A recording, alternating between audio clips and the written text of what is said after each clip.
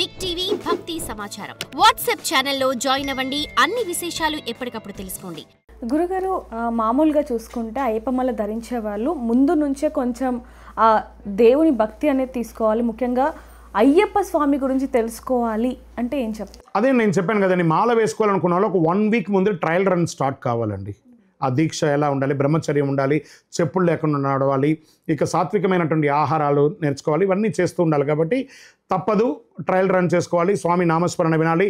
ఈ 1 వీక్ ముందే కాదండి, మనం మాల వేసుకుంటామంటే వీలున్నప్పుడల్లా అయ్యప్ప నామస్మరణ చెప్పండి, శరణమయ్యప్ప.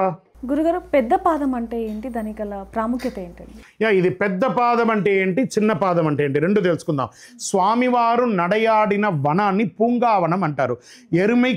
ఎరిమేలి అనే ఒక స్థలం, అంటే మగిషి అనే రాక్షసిని సంహరించినటువంటి స్థలం ఆ ఎరిమేలి అనేది అంటారు అనమాట. పరిసర ప్రాంతాలంతా కూడా వెస్టర్న్ ఘాట్లో ఇవన్నీ వనాలు, దీన్ని పశ్చిమ కనుమలు అంటారు, చూస్తారా? అదంతా కూడాను ఈ దీంట్లో ఆ యొక్క స్థలంలో స్వామివారి యొక్క పరిసార గణలుగా మనం అందరూ కూడా, వాళ్ళందరూ కూడా కాట్టాల వేషధారిగా అడవి మనుషుల్లాగా వేషం వేసుకోవడం, అక్కడందరూ కూడా నాట్యం వేసుకొని నాట్యం ఆడి స్వామివారితో పాటు మొదటి మజిలీ అంటారు చూసారా, ఆ ఎరుమేలి నుంచి మొదలు పెడితే దానికి ఒక్కొక్కటిగా అవుతుంది. పేరూరు తోడు అయిన తర్వాత కాళైకట్టి ఆశ్రమం అయిన తర్వాత అళుదా నది, ఇడుం కుండ్రు, ఆ రాళ్ళు 2 తీసుకుపోయి అక్కడ పైన పెట్టేది కల్లిడుం కుండ్రు.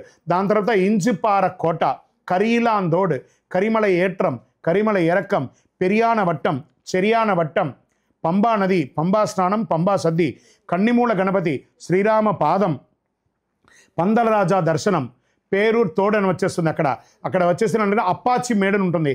ఈ అప్పాచి మేడ అయిన తర్వాత శబరిపీఠం నుంచి శరణ్గుత్తి అయిన తర్వాత సన్నిధానం, 18 కరుపు స్వామి, కడుత స్వామి, కొచ్చుకడుత స్వామి సన్నిధానం, దివ్య సన్నిధానం, అయ్యప్ప స్వామి వారి దర్శనం, గణపతి దర్శనం, నాగరాజ దర్శనం, అమ్మవారి దర్శనం. దీనితో ఆ యాత్ర అనేది పెద్ద పాదం, చిన్న పాదం అంటే, పెద్ద పాదం నుంచి ఎరిమేలు నుంచి సన్నిధానం వరకు 48 కిలోమీటర్ ఉంటుందండి. ఎరిమేలు నుంచి పంబకు 41 కిలోమీటర్, కింద నుంచి పైకి 6 కిలోమీటర్లు, మొత్తం 48 కిలోమీటర్ వస్తుందన్నమాట శబరి యాత్ర కూడా. అవకాశం ఉన్న వాళ్ళందరూ, ఇప్పుడు మీ ముందరే ఒక భక్తులు వచ్చారు, నేను పెద్దపాదం వెళ్ళాలండి అని. అలా పెద్దపాదం వెళ్ళాలనుకున్న వాళ్ళు 3 రాత్రులు 2 పగళ్ళు నడవాలి అంటారు. ఈ కోట వనమూలికలు ఉన్నటువంటి ఒక ప్రదేశం. ఆ ప్రదేశంలో మనం నడుస్తూ ఉండగా ఆ గాలికి, అప్పుడు మనం నడుస్తూ ఉండగా చెమట వస్తుంది.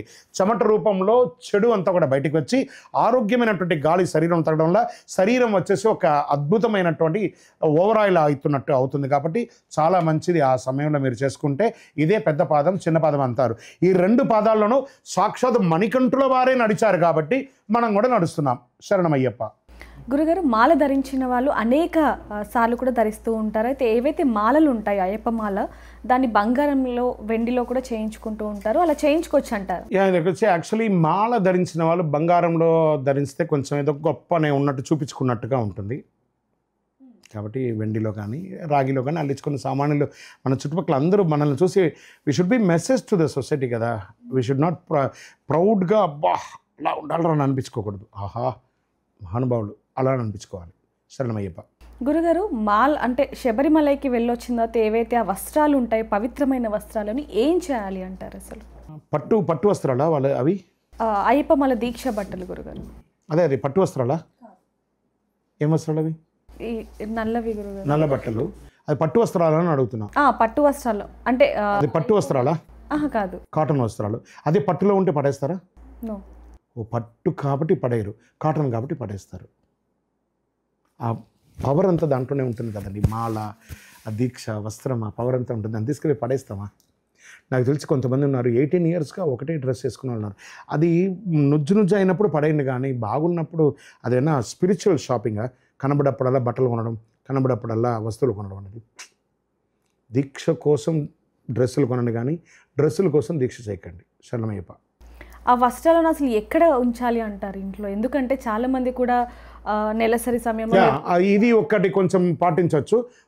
మన ఇంట్లో ప్రతి ఒక్కరి ఇంట్లో ఒక బ్యాగో, ఒక పెట్టియో ఐడల్గా ఉంటుంది. చక్కగా దాన్ని పెట్టి అటక మీద పెట్టండి. మళ్ళీ దీక్ష తీసుకోవడానికి ముందు ఒక వారం ముందు తర్వాత దాన్ని ఉతికి సెట్ చేసుకొని పెట్టుకోండి. అవును, మీరు అన్నది కూడా కరెక్టే. ఎందుకంటే ఇంట్లో ఉన్న వాళ్ళు అందరూ అన్ని రకాలుగా ఏదో రకంగా ఎప్పుడో ఒకసారి ముడతాం. కాబట్టి దానికి కొంచెం ఒక పవిత్రతని ఇవ్వండి. ఇంట్లో ప్రతి చోట ఒక లాఫ్ట్ ఉంటుంది కదా, ఆ లాఫ్ట్లో పెట్టేయండి. శరణమయ్యప్ప. For more videos like this, Subscribe Big TV channel